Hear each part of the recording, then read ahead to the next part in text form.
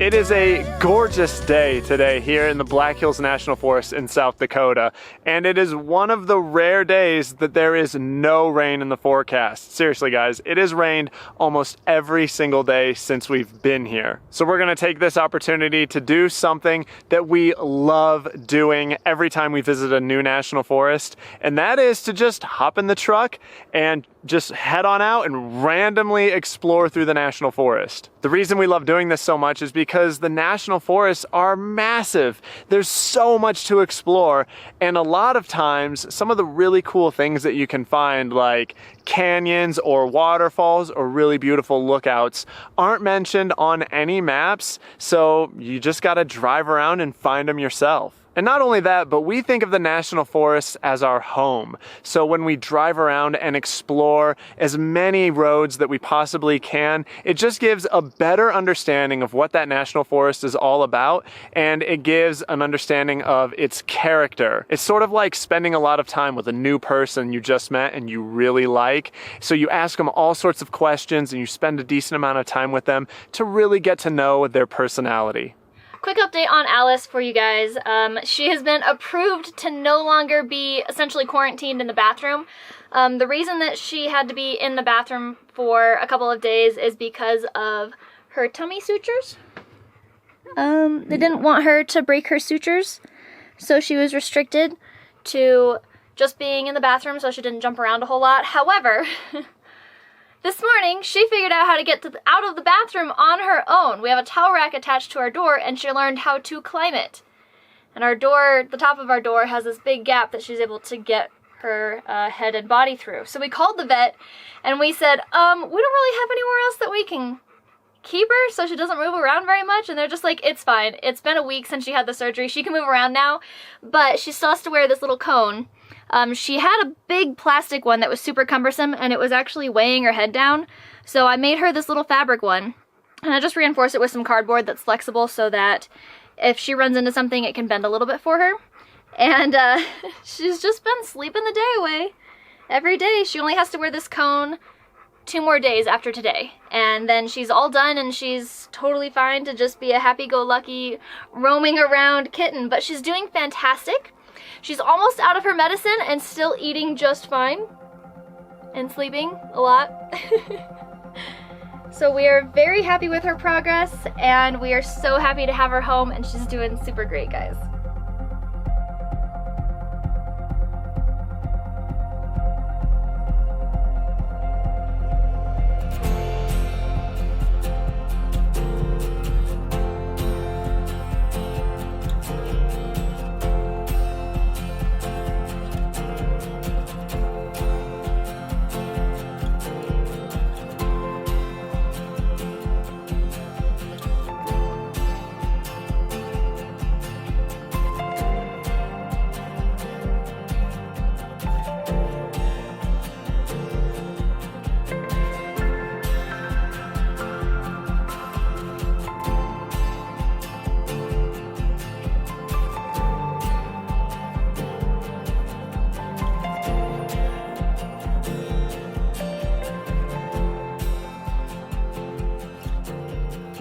something that's always really cool to do in the National Forest is to come to these fire lookout towers. They're all across the National Forest, typically up on top of the highest points in the National Forest so that they can obviously look out all across the land. Many of them were built a long time ago, and they would be actively staffed so that rangers could look out, and if a fire broke out, they could call the appropriate people who would then go and take care of it. This one is actually still in use, and there is a ranger up there right now, but a lot of them are just relics of the past and are left kind of as history monuments, and for people like us to come travel to, walk on up to, and gaze out at just the awesome expanse. Unfortunately though, because of the pandemic, this one is closed down. It has a closed to public sign in front of it. I called the Forest Service Ranger Station, and sure enough, it is closed down to the public right now, and they don't know when it's going to open back up. So the best we can do is just look around from the ground level, but it's still a pretty spectacular view.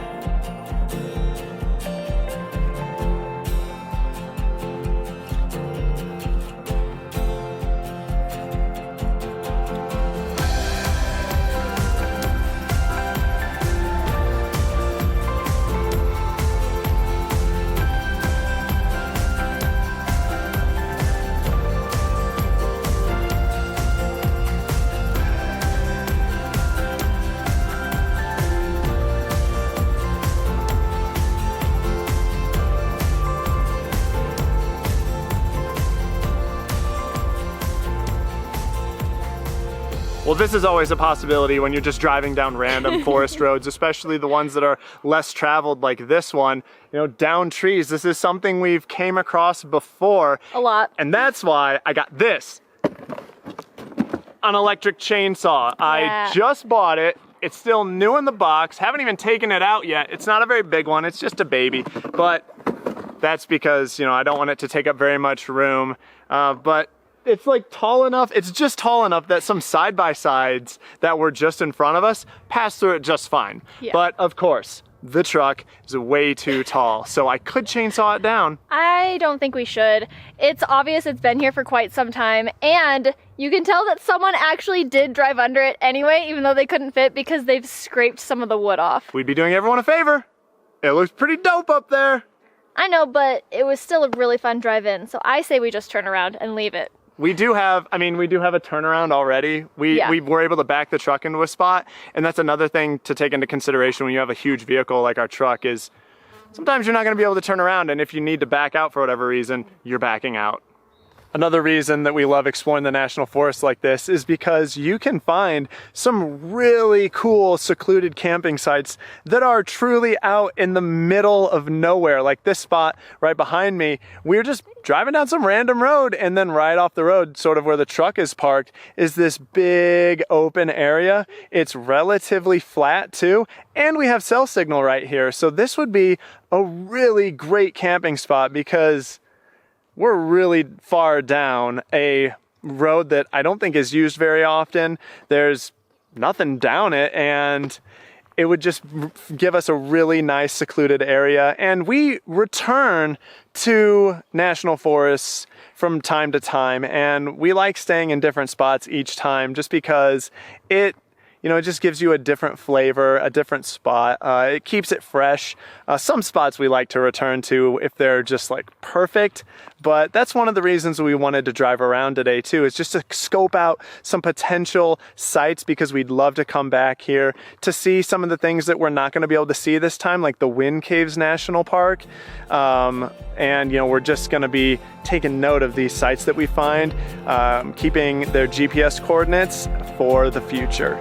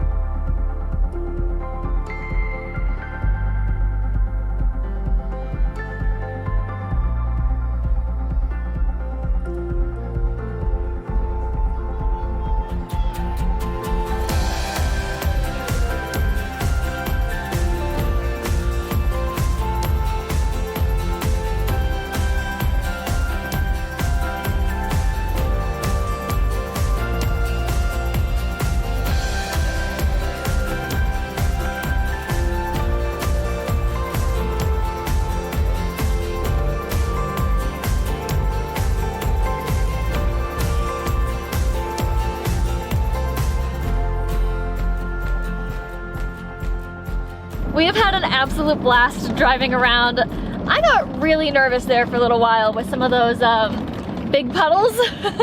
I didn't. I thought they were awesome.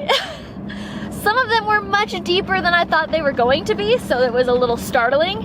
But we are headed back to the camper now. We're a little dumb. We didn't pack any food, no snacks, no lunch, nothing. And now it's closer to dinner time. I think it's almost 4:30.